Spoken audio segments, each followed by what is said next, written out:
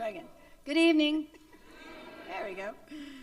I'm Elizabeth Irvin, the director of the Women's Initiative. And I'm Shelly Wood, the Clinical Services Director. We are your moderators for tonight. We're very excited to be playing this role together. And we'll sit up here for a moment and then we'll be introducing folks and cannot wait to get things started. So I am honored to open the community celebration of Challenge into Change, which has been a beloved program of the Women's Initiative since 2008.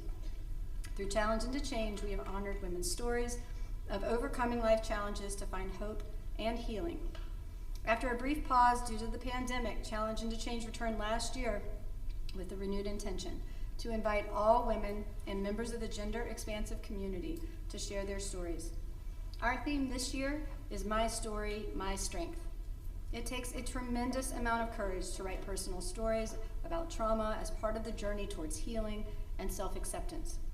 We received 40 submissions, which appear in our 2024 book, which is available outside this evening. Tonight, some of these inspiring and courageous authors will read their stories or poems with us. Our gratitude goes to all who listen and find inspiration in these stories and pay forward the lessons of grace and resilience out in the broader community. Welcome to our Challenge into Change authors and their friends and family members, the Women's Initiative dedicated staff, board members, volunteers, community partners, donors. We are very grateful to the sponsors, S&P Global, New Dominion Bookshop, Virginia Humanities, Manchester Capital Management, whose generous contributions have supported our program and enabled us to host this celebration and the reception following tonight's event. I do want to extend a special thank you. As a therapist who's had the opportunity to walk along with participants in their healing journeys, we at the Women's Initiative do not take these journeys lightly. To have the privilege to be trusted with your stories and to bear witness, to be allowed to walk along with you is an honor and a privilege. As we prepare to listen to inspiring speakers and authors, I'd like to offer a few housekeeping items. Please take a moment to check your cell phones and silence them, and please do not record any video this evening. In case you need to step out, restrooms are located on either side of the lobby, and you'll find a live feed of the event in the lobby as well.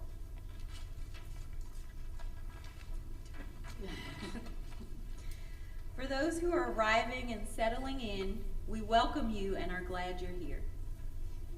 Now it's my pleasure and honor to introduce our opening speaker, Dr. Beverly Colwell Adams, Chair of the Women's Initiative Board. Beverly is retired as the Assistant Dean, UVA College of Arts and Sciences, and Associate Professor of the Department of Psychology at UVA. Her research included the examination of microaggressions as one of the contributing variables to the decline of physical and mental health in strong Black women. Beverly has held leadership and membership roles in the Virginia Social Sciences Association, Live Arts, Colonnade Club, Board of Governors, City of Promise, African American Authors Book Club, Charlottesville chapter of the Links Incorporated, and Charlottesville chapter of Delta Sigma Theta Sorority Incorporated.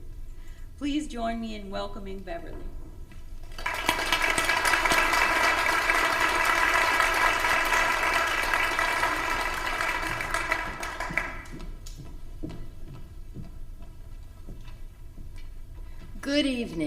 Good evening, everyone. My name is Beverly Adams, and I'm currently serving as the chair of the board of directors of the Women's Initiative. It is my honor and privilege to welcome you to this 2024 Challenge into Change program. As I welcome each of you to Challenge into Change, I want to underscore that this is a safe space. Please know that I want to emphasize that you will be respected here this evening. By that I mean whether you are a presenter, a guest who has attended for many years, a guest who is attending for the first time, whether you have gray hair or no hair, whether your gender identity is static or fluid, know that any Women's Initiative event will be a safe space for you. The nonprofit Women's Initiative was founded by B.B. Heiner in 2007. in response to a profound need for mental health care for women who were uninsured or underinsured and could not pay out of pocket for the mental health services and support they needed. BB saw the need and dreamed of an agency that could provide that kind of support. The Women's Initiative today is BB's realized dream. BB still dreams, and that spirit of how TWI can make big dreams and big ideas come true remain a driving force that propels TWI forward. The mission of the Women's Initiative is to provide women with effective counseling, social support, and education, and so they can transform challenges into positive change and growth. It is the excellent staff of the Women's Initiative under the outstanding leadership of our Executive Director, Elizabeth Irwin, that implements the mission of the vision every day. And to Laura Snyder-Brown, who coordinates all the pieces of this event to make it a success, I salute you. Special shout outs to Alyson Davis, who is our keynote speaker today, our clinical director, Shelly Wood, and our deputy director, Andrea Mayfield. All staff, therapists, specialists, everyone on the staff, please know how much we value you. Staff, please stand and be recognized and welcomed. Just quickly.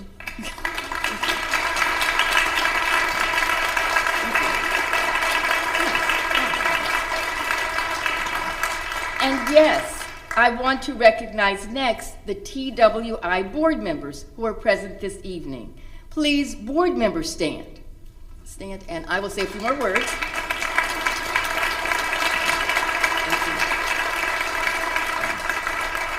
As a board, we embrace and support the TWI vision, which is envisioning a community where women have access to innovative, effective, evidence-based mental health care. Thank you, board members, and welcome. Now, the Challenge into Change program is a signature event of TWI. It showcases talents that may not otherwise get expressed. I especially welcome the guest authors who will be reading, their family and friends, and all the writers who inspire us with their messages in the 2024 edition of Challenge into Change. Now, as a psycholinguist, I respect and recognize the power of words and sentences. Individual words are ambiguous, and when these ambiguous words are structured into sentences, their meaning and the comprehension of the meaning can sometimes bring distress and anxiety, but they can also bring love, happiness, and healing. I remind everyone to be careful with your words and thoughtful about your choices of words whenever you speak or write. This evening, we will focus on the joy and happiness and healing that words can bring.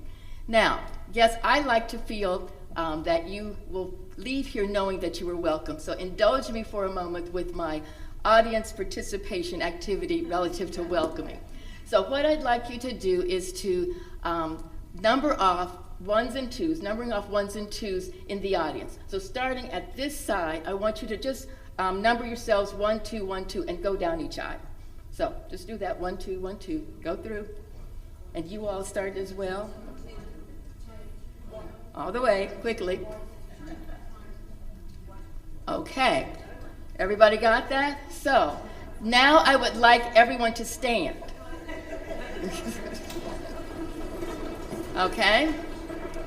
The next part, I'd like for the ones and the twos to face each other. So ones face twos, and okay. Now, just hold on, everybody. Let me give you the instructions. So what I'd like the ones to do is repeat after me. Look into your twos' eyes and say, "Welcome to Challenge into Change." And number twos, I want you to say this to your number ones: "I am so glad that I am here this evening." And now all together, I want you to say, "We are here for a special treat." We are here for a special treat. Thank you. You may be seated. So I hope that you feel welcomed after that. And thank you again to Laura Snyder-Brown for allowing me to welcome our guests. Welcome, everyone.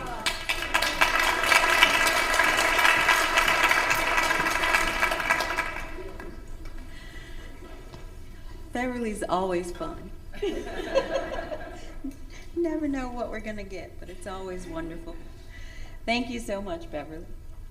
Now I'm pleased to introduce and welcome our keynote speaker this evening. Alyson Davis is a Sister Circle director and mental health therapist. She began her time at the Women's Initiative in the fall of 2017. She works with narrative therapy, believing in healing through storytelling, not reinventing individuals, but instead helping them reclaim their core authentic selves through creating preferred narratives. She is married to her wonderful husband, Tim. Side note, TW, I got to follow their love journey. It's very fun. And mother to her amazing stepdaughter, Josie, and energetic dog son, Jagger, our nephew. Alyson is a longtime believer of the mission of Challenge into Change and advocates for writing for healing. Please join me in welcoming Alyson.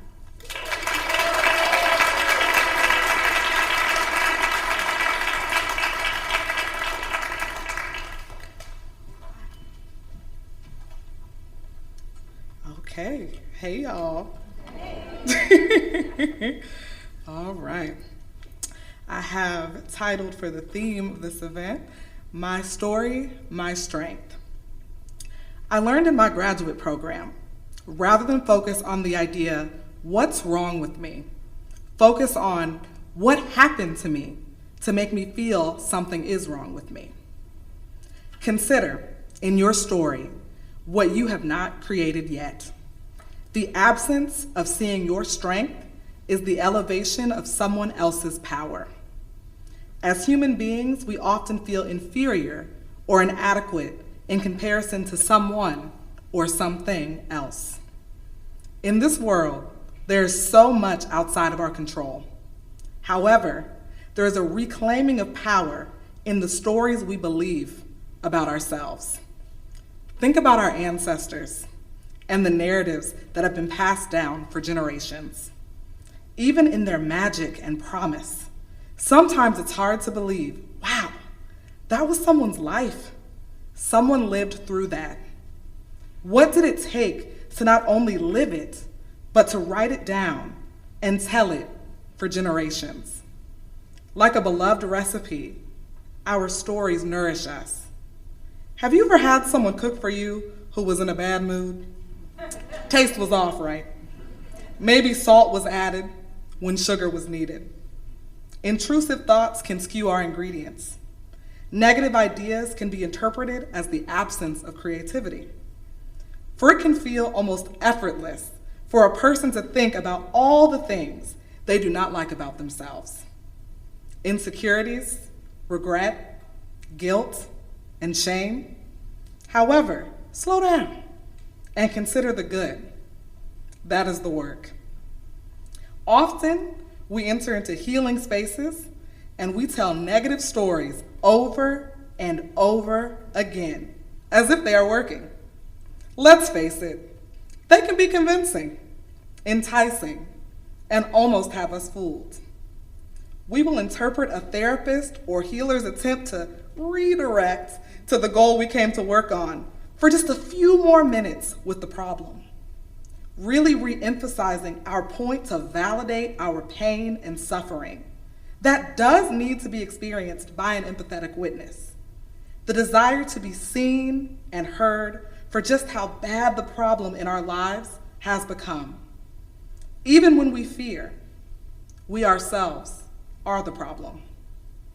We can say things we do not want to believe are true, expecting a different result. As people, we are attempting to learn how to tolerate a different story, a preferred story. We have to look at the way we tell stories. A therapeutic practice that can be used is sitting down and writing out our thoughts.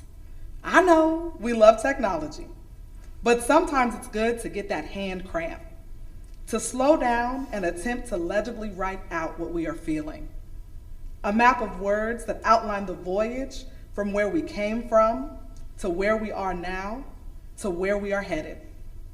Like a script Imagine yourself sitting at the writer's table, thinking about the story you are trying to pitch to yourself as the audience. This way you can look to identify the anecdote to the poison of lies you have been told about yourself. Toni Morrison said, "If there's a book you want to read, but it hasn't been written yet, then you must write it." My response is, I believe if there is a positive belief you'd like to experience, you must create and live it. Anne Frank said, "Paper is more patient than people." My response, paper has limitless capacity for anything you need to vent, process, or work out. It never tires or grows weary. And Maya Angelou said, "There is no greater agony than bearing an untold story inside of you." So many people assume they are living their story. But when they slow down, realize that they have prioritized the influence of family, friends, and society over their own authenticity, and something is still waiting to be expressed and lived out. There is so much power in our story. When my father was diagnosed with pancreatic cancer at the start of the COVID pandemic, initially I was struck with grief and anxiety. I allowed myself anger, tears, and wallowing. But then I had an idea. I searched for the stories of survival, for those who overcame this brutal disease with a low life expectancy. To my surprise, there was so much victory I did not know, which was confusing because every time I heard of this disease, I heard of its fatality. I didn't even know it was possible to survive. I needed the stories of others to strengthen my story and belief system. My father is still alive today and a part of those stories of survival. With access to all the knowledge in this world on a device, it still requires the mindfulness and intentionality to tailor your search engine to align with your preferred story, because it is so easy to get swept into the WebMD toxicity of this world. Isn't it interesting that motivational and dynamic speeches 9 times out of 10 center a struggle that was overcome? Without that struggle, it would be a totally different speech. Stories of single mothers, terminal illness, food insecurity, infertility, adverse childhood experiences are the testimonials that remind us that the human body is fragile and also resilient. Some people may have felt they weren't smart because of experiencing hardship while learning. We assume because something is hard, we aren't equipped or qualified. Rather, the difficulty is part of the story, but not the whole. Or people may have felt a lack of confidence because of a time something was left unfinished, because of a lack of safety to fail and try again. However, to build a muscle takes endurance, the humility in repeatedly being bad at something before you get it. Think of how we learn. We learn in story. Spiritual and religious groups utilize parables and metaphor to understand the meaning of life. Or in school, now bear with me y'all, I was a mental health and communications major. Math was not my subject, but if Jimmy had 5 apples and Paola had 3, put them together and how much do you have? To even understand mathematical concepts, we rely on story. So, there will be a time in everyone's life where they experience a crash course in trauma, a class that tests everything. As we attempt to find support and a tutor for our healing, we can take notes. We can write. Journaling, poetry, creative writing, nonfiction, podcasts, blogs, articles, posts, all tell stories for us to gain understanding, meaning, and connection. Have you ever heard someone's story and felt like, wow, this person just read my life out loud? Sometimes we share our notes for someone who is working through a similar lesson. It's nice to have a study buddy. So we honor the authors who are here today, who chose to write an essay and submit it to the Women's Initiative, knowing that someone out there will one day pick up a copy and their eyes will fall upon their entry, and it will help them water and tend to the plant of strength that they didn't know they had within. Sometimes we need help to uncover the strength within our stories. We need to find our suddenlies. Like suddenly, the little girl that was told she talked way too much, who keeps getting her seat moved around the classroom to not disturb the other students, discovers that she's an organizer, an activist for her community who was made to speak up. Suddenly, the child that was over-emotional, dramatic, discovers they're creative, an artist who was meant to be bold, loud, colorful, and magnetic, bringing people together from everything they make. People bask and flourish in their presence. Suddenly, the person who was called weird, different, outcast, who was dismissed, is the advocate who champions others because they know what it is like to seek belonging and to be known. Or the black sheep in the family, who experienced abandonment and neglect, who is the most loving mother not only to her children, but to anyone who is motherless. When we pick up the pen and start to create a new draft, a new story, our reality starts to change. So, when you notice a shame sentence, you'll never do it. You can't make it. You can't afford it. You can't finish it. You aren't this. You're to that. Flip a few pages back and view everything it took to get you to this place. And don't overlook the strength in your tears, fragility, softness, and pain. There's healing in a story and knowing you're not the only one. I have the privilege as a therapist to repeat back to someone what they just said.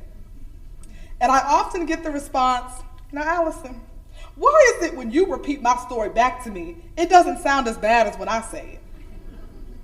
Sometimes we don't actually hear the magnitude of what we're saying. There's a moment when we say, "Wow, I did that.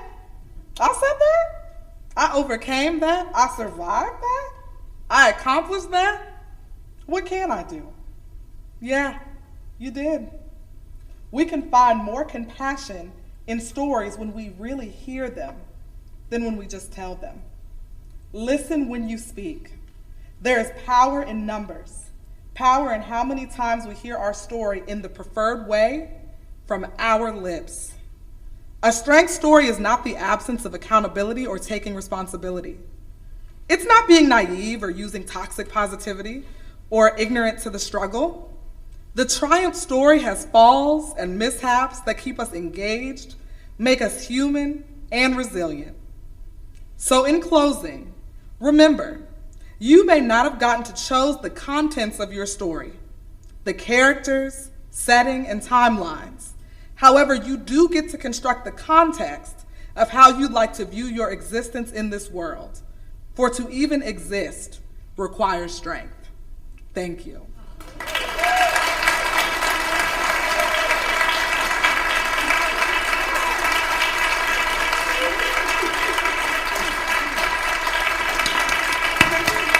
Stand up.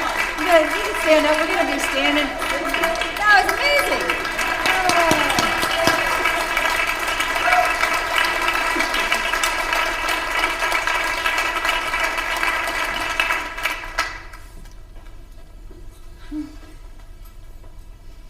That's hard to follow. No pressure, authors. No, I'm just kidding. Oh, thank you. It takes a tremendous amount of courage to share our stories with others. All of our authors who participated in Challenge and to Change this year offer us light, hope, and a reassurance that we can heal ourselves, inspire each other, and find collective liberation and healing. And I'll just add that many of our authors this year are authors from previous years, and the arc of people's stories over time in our books is also equally inspiring. I'm just super grateful for people returning and sharing the next part of your story with us. I'd actually like to slow down right now and ask all participants in this year's Challenge and to Change program, whether you're reading your story or not, to please stand if you feel comfortable doing so that we can honor you.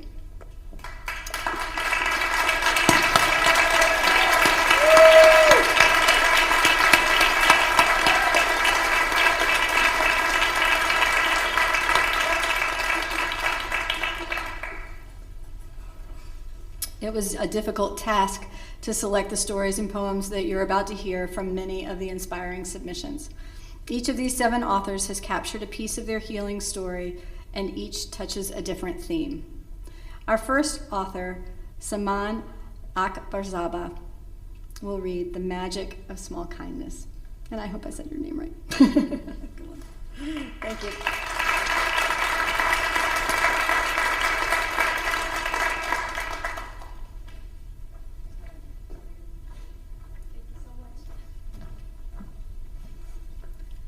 Thank you so much for having me here. I want to start off by thanking you, amazing, incredibly inspiring women. I can feel the positive energy in your lovely smiles, and I haven't really felt this empowered in such a long time. It's just been incredible. The poem that I want to share tonight is called The Magic of Small Kindness. Feels good to say it, the magic of small kindness. But before sharing the poem, I want to share its story. Because just like us, poems also have stories. You see, for the most part of my life, I attached my happiness to big things happening. I thought, as someone who wrote since she was little, that the day I get published will be the happiest day of my life. In August 2021, when I did get published, was also when my country, Afghanistan, collapsed. I was sitting on my bed. I had a few hours to pack my entire life in a backpack and leave with a backpack and a broken heart. I was evacuated in Africa, and in there I said, once I get to the final destination country, I will call a place home again and I will be happy. I came to the United States. 3 months after my arrival, I lost my mom to cancer. And then I asked myself, what does happiness mean to me? Happiness had died, and I had to bury it with my own hands, but also give birth to it again. And during that birth, after work and healing, I came to realize that, wait, happiness was writing that book all along. It was me being in that flow state, forgetting that time exists, immersed in my art that I love. Happiness was sharing a laugh with my mother while I was lucky enough to do it. Happiness was watching the gleaming hills in Rwanda and being present in that moment. Happiness is my cold hands clutched in a cup of warm tea. Happiness is reading a poem that suddenly starts to read me back. Happiness is a dandelion seed in the air. Happiness is holding the door for a stranger, smiling at a child. Happiness is like fairy dust all around us. And most importantly, happiness is giving from what we get. This poem speaks to that.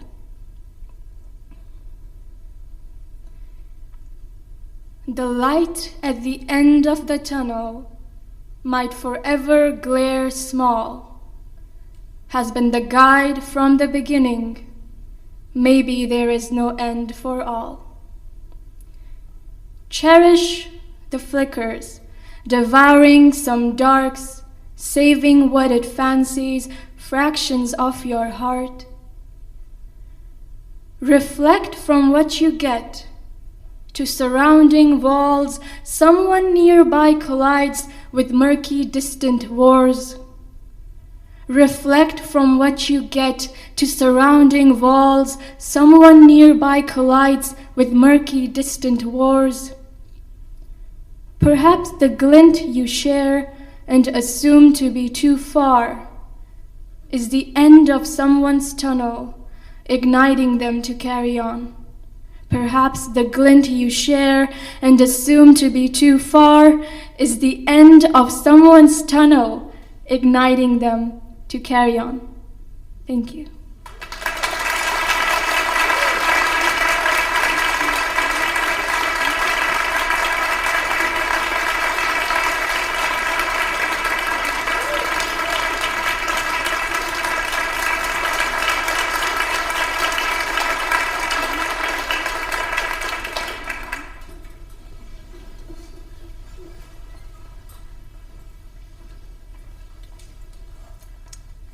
Thank you, Samman. Our next author, Paola Covarrubias, will read Mami Part 1.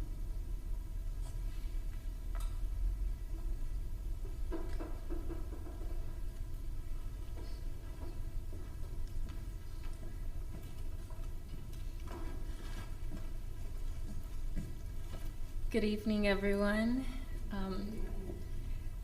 My name is Paola. I am 25 years old. I was born in Dallas, and this is just a poem that I made about my mom. I write, I think, on moments where I'm having the roughest patches in life, and I try to pour all of that trauma that I grew up into poetry. And I got introduced to poetry when I first moved to Charlottesville, and I was in UVA, and I was going to an open mic, and I had never written poetry before, and I got introduced into spoken word, and ever since then, life-changing.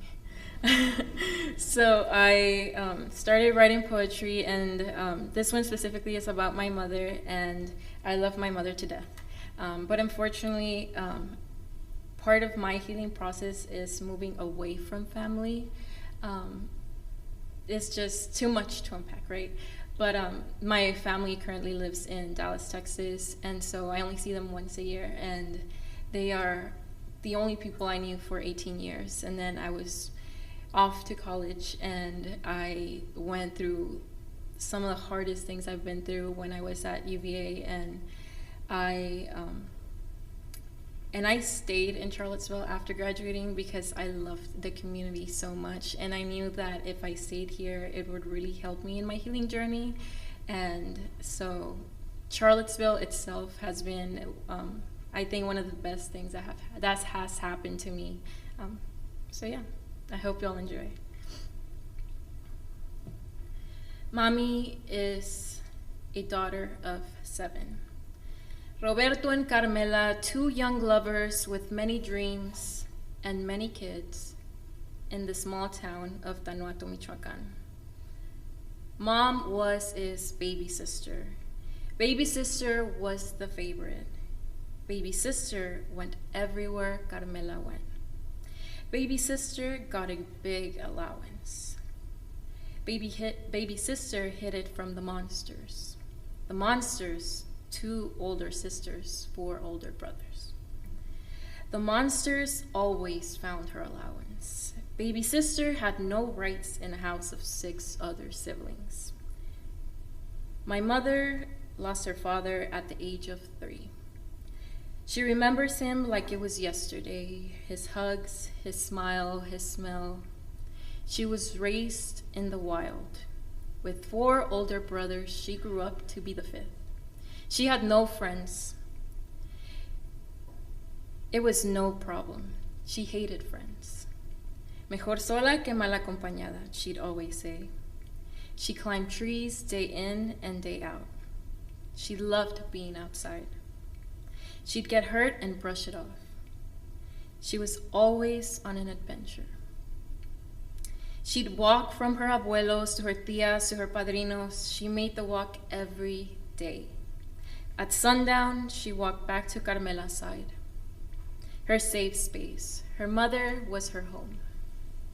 Finally, the last 2 people in a house with 6 rooms were Mama Carmela and my mother. On the weekends, my mother would visit Tío El Güero. Tío El Güero loved traveling to neighboring towns, and Mom tagged along for the food, for the handcrafted jewelry, for the company of her older brother. Mom had finally turned 18 and was going off to college, but baby sister was the only one who could take care of Mama Carmela. Mama Carmela had a stroke. Mama Carmela was getting very sick. And with all the children off and gone and married, baby sister was the only one left without an education to take care of her mother. 4 years later, baby sister lost her mother, her favorite person, her one true love. She moved to the U.S. with Tío El Güero to cut hair for a living. She rekindled the love she had with a past lover, and 3 years later, on a cool September day, they would get married. But life was not quite done with baby sister. That September, Tío El Güero passed away from a heart problem. The one that would be walking her down the aisle was taken without knowing there was even a problem. The wedding happened December 31st of that year. On December 31st, she walked down the aisle alone. Amongst the sadness, she celebrated the new life she would be having along my father. 9 months later, my older sister was born, the day before the 1-year anniversary of Tío El Güero's passing.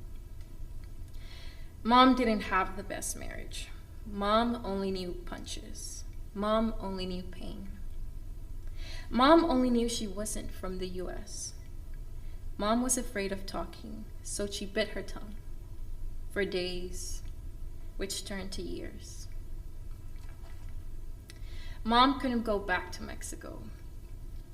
When her padrino was murdered, 100 bullets to the chest, Mom renewed her visa, but she was not able to go back home. She cried for weeks. Mom became a U.S. citizen in 2019. With 3 daughters college-bound, she was sworn in all alone. Mom and I are best friends. I know her story like the back of my hand. I lived through my mom, and my mom lives through me. I see her hidden behind every Conjunto Primavera song. I smell her behind every coffee cup. I hear her Cuando Yo Me Muera speech everywhere. Mom is growing old this very moment. When I feel sad, she's only 1 call away. So when I grow up, I don't want to be a doctor. I don't want to be a lawyer. I don't want to be making 6, 7 figures. I just want to have a drop of my mom's bravery. I want to have a drop of my mom's love for the world. Because even through all the struggle, she says she would never take back the biggest mistake of her life. She wouldn't take back getting married to my father, because as they say, blessings come in 3. And my 2 sisters and I were the biggest blessings in her life. Thank you.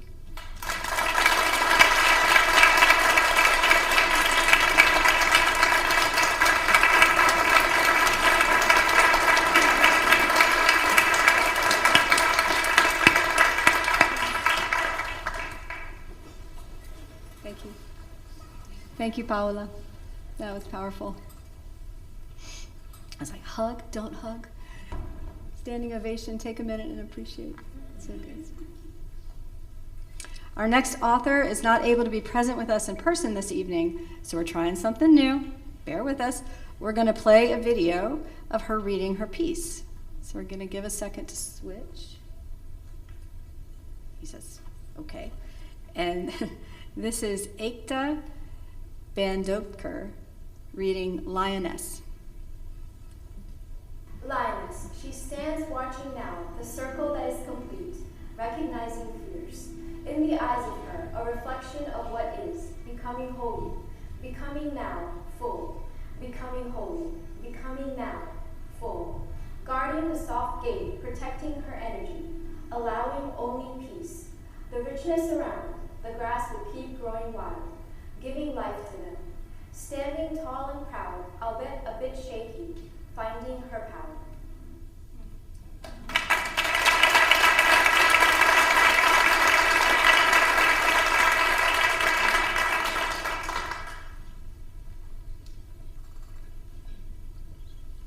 I'm glad she was able to send in that video. Appreciate that. And now our next author, Deborah Burghardt, will read Words Won't Kill Me.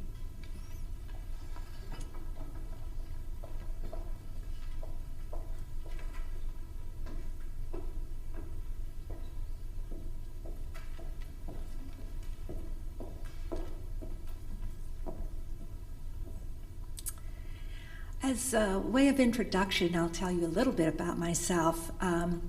For 20 years of my working life, I directed a women's studies program at a small college in Pennsylvania, and that included a women's center and academic classes and many events and projects.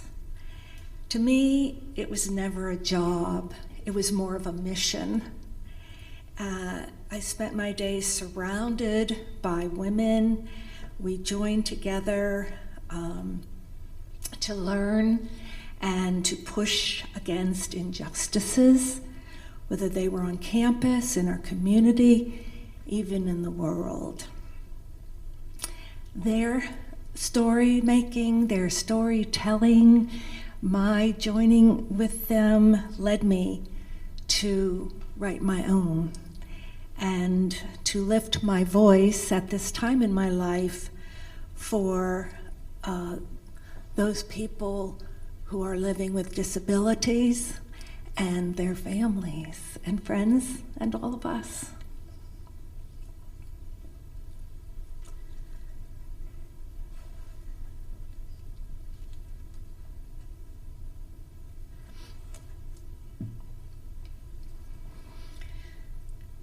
I once watched my mother and my sister, as I now watch my daughter, Amber, circumnavigate the world with a body and mind disabled by multiple sclerosis, MS.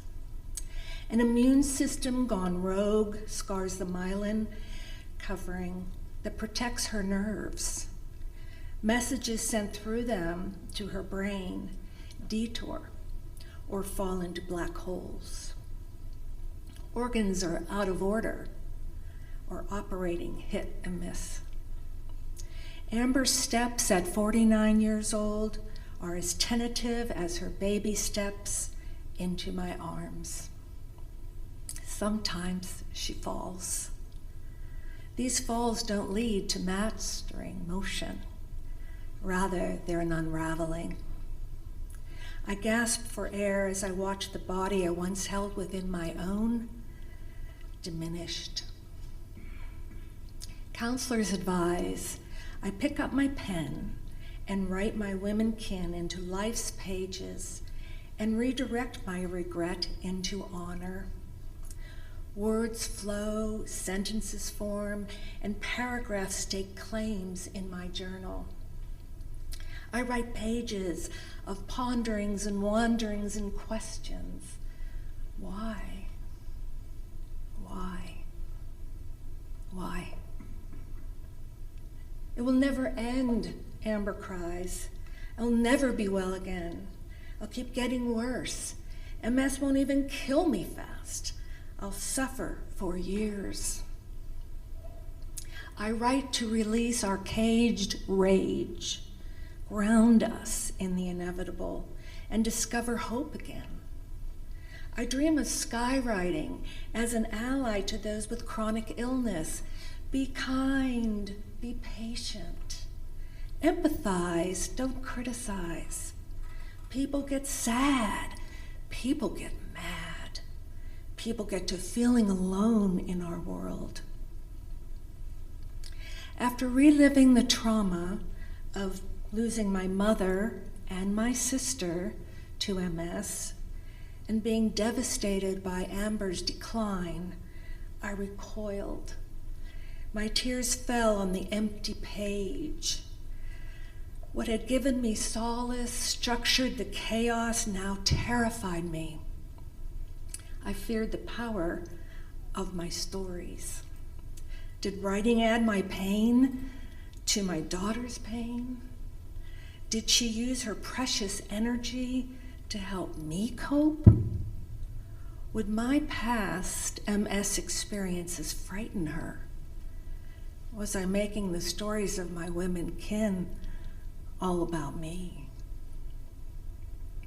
When I next visited Amber in DC, I traveled by train from Crozet, Virginia, where I moved to be closer to her. On the morning of our sleepover, we snuggled under a turquoise quilt in her queen king-size bed. After listening to my misgivings about writing, she said, It's your story to tell, Mom. You can't let concern about others keep you from telling it. But I'm afraid. Her almond curls fell soft against her porcelain skin. A navy sleep mask perched on her forehead. And what about the consequences of not facing our fears? That's no good. What if I face them? What about you? Mamala, your words won't kill me. MS will kill me. I saw in her eyes the sheer will she relied on to meet each day. The same will I saw in my mother and my sister's eyes. When I think about their combined resilience, I am reminded that they are the source of mine. I am rooted in their earth and watered by their faith in me. I pick up my pen and I write.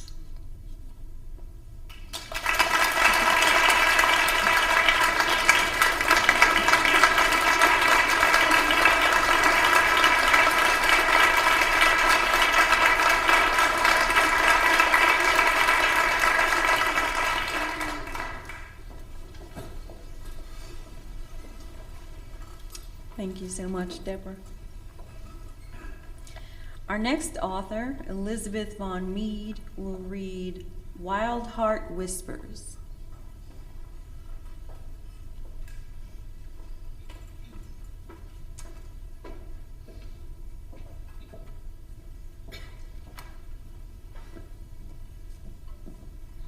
Hello, everybody. I wasn't going to introduce myself because I didn't really care if anybody knew anything about me, but I'm a people pleaser, and I have to apologize to you guys because I'm going to have to leave immediately after this. The first poem that I ever submitted to Women's Initiative was about my father who passed away. And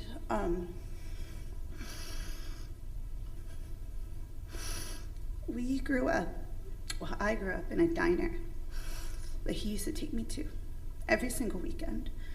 And in that diner, there was a million musicians, and they all really liked my dad.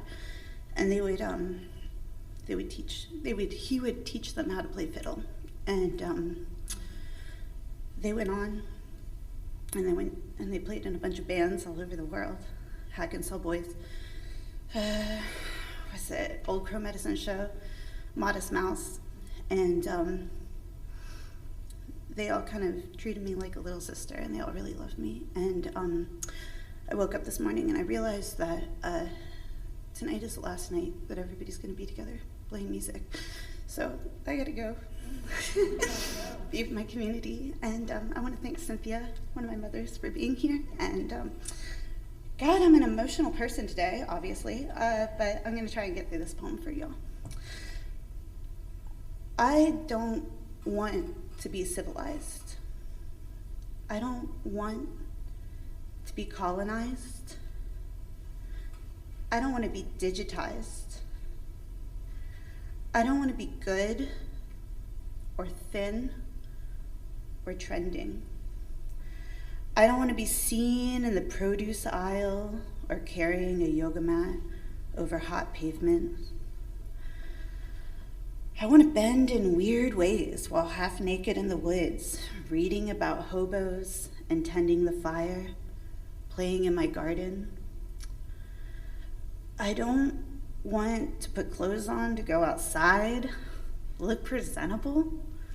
I don't want to look presentable at all. I don't want to seem put together. I want to be seen falling apart. I want to cry into the ashes and cover myself in dirt, burn shit down, wear long skirts on a hillside and scream at the sky and claw at the grass while a safe old grandmother brings me nourishing food for my wilted body and looks at me, knowing what it's like to feel and what it's like to be alive. I want to lay in a creek and let it wash all the pain out of me then lay by a window, wrapped in a quilt, safe and warm, reading more books, all of the books. I'll never see another email again. I'll disappear from humanity and just speak to the crows. And if any strangers wander up and speak of civilization, of the wars, or what the NASDAQ is up to, I'll simply smile and say, I'm sorry. I once knew what all of those things were, but I'm not that person anymore. Thank you guys for this event. You guys are beautiful.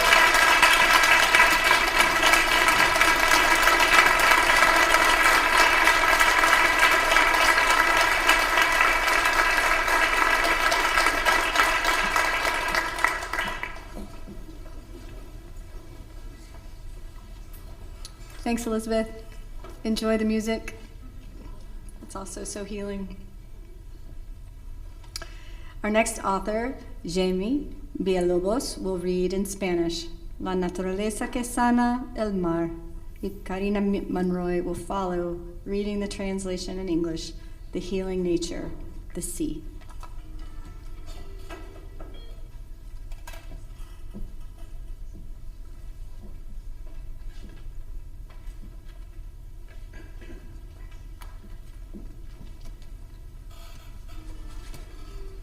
Buenas noches a todos y a todas. Una de las preguntas más difíciles cuando estás en un proceso de sanación es ¿dónde pongo tanto dolor? Por fortuna, la vida siempre tiene formas hermosas y creativas para poder ayudarte. Puede ser a través de tus seres queridos, de tus mascotas, de tu espiritualidad, del arte, de la naturaleza y la escritura, y todas son formas muy válidas para el sustento del alma. Voy a leerles un pequeño poema, ¿verdad? Se llama La Naturaleza que sana, el mar. Cuando voy a la playa tengo un lapso de locura, o mejor lo llamaré conexión. Pienso, estoy casi segura que el mar sabe mi nombre. Hablamos por un tiempo, y en mi anhelo por dejar de sentirte, aún en medio de la tempestad, busco en lo profundo de sus aguas. Le hablo de ti, de mis pesares y tus quejas. Descubro en su inmensidad y su belleza la fortaleza que me faltaba. Viene un único pensamiento. Deberíamos hablar más seguido con el mar. Él me escucha y me incita a que sane. Nos despedimos los dos en completa calma y le dejé ahí tu nombre entre las olas.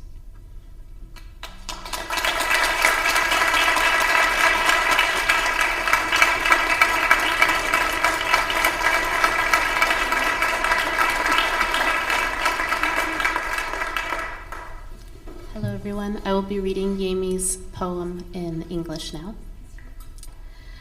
The title of her poem is The Healing Nature, the Sea. When I go to the beach, I have a moment of madness, or perhaps I should call it connection. I am almost sure, that the sea knows my name, and we talk for a while. In my yearning to stop feeling you, even in the midst of the storm, I search in the depth of its waters. I speak to hear about you, about my sorrows and your complaints. In her immensity and beauty, I discover the strength I am missing. A single thought comes. We should talk more often with the sea. She listens to me and urges me to heal. We both part in complete calm. I left your name there among the waves.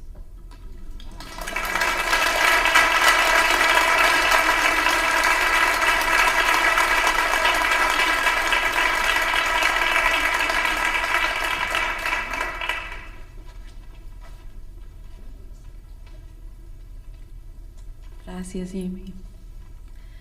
Our final author this evening is Emma Washington, who's reading What is My Black History?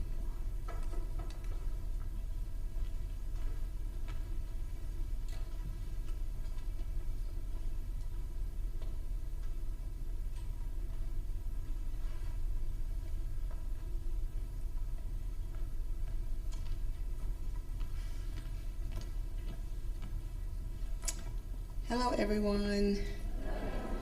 I'm so excited to be here. I'm very nervous. I wrote this poem. I started writing poems in the middle of my grief. I found solace in writing poems. I didn't know what to do, but this helped me get my feelings out on paper. And I have to keep them on the inside because I thought that was going to kill me. But I found solace in writing these poems. My son was taken from me 2019, the day before my birthday.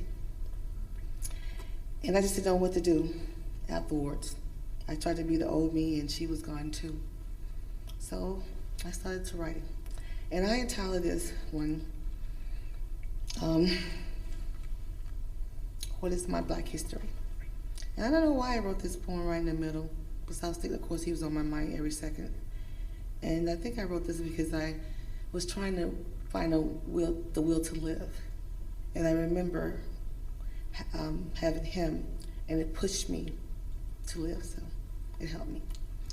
So this is entitled, What is My Black History? What is my Black history? Black history is me, not shaped by what I heard, but driven by what I see.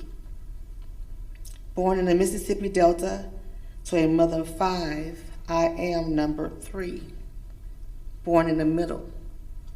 Does anyone see me? Does anyone hear me?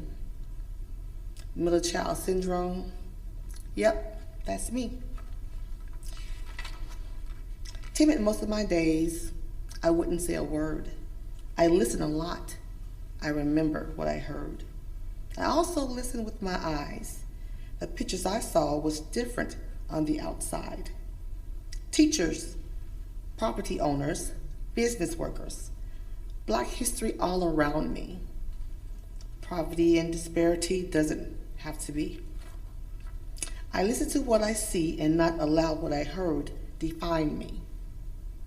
A mom at age 17 is when I knew I had to stand as tall as the trees and not be a statistics most already believe would be. No, I didn't get a TV show. I got ridiculed and much more. I was determined not to have a little boy running around with bare feet with a dirty diaper on and a snotty nose. My Black history told me I could have much more. My Telvin, my firstborn, my only son, pushed me to be the best example he could see. Black history, that's me. Now fighting for my son, I'm proud to be his mommy. I'm a senior in high school now. My grades at the top of the class. My classmates recognized this. They were glad. One student nominated me to be Miss FHA. You're very smart. You deserve this award. My teacher came in the room, saw my name on the board, erased it, turned to the class and said, the person for this award has to have morals and values, not a baby instead. My eyes filled with tears. I dropped my head. I said to myself, you just wait. You will see. Your opinion of me is not my Black history. Not shaped by what I heard, but driven by what I see. Black history, that's me. To all the strong Black women gone before me, thank you for motivating me to be the Black history I want to see. To the teacher that criticized me that day, you changed my life in a significant way. I fought harder than ever before to make sure my Black history would be much more. What is Black history? That's me. Yes, this Black woman, you see.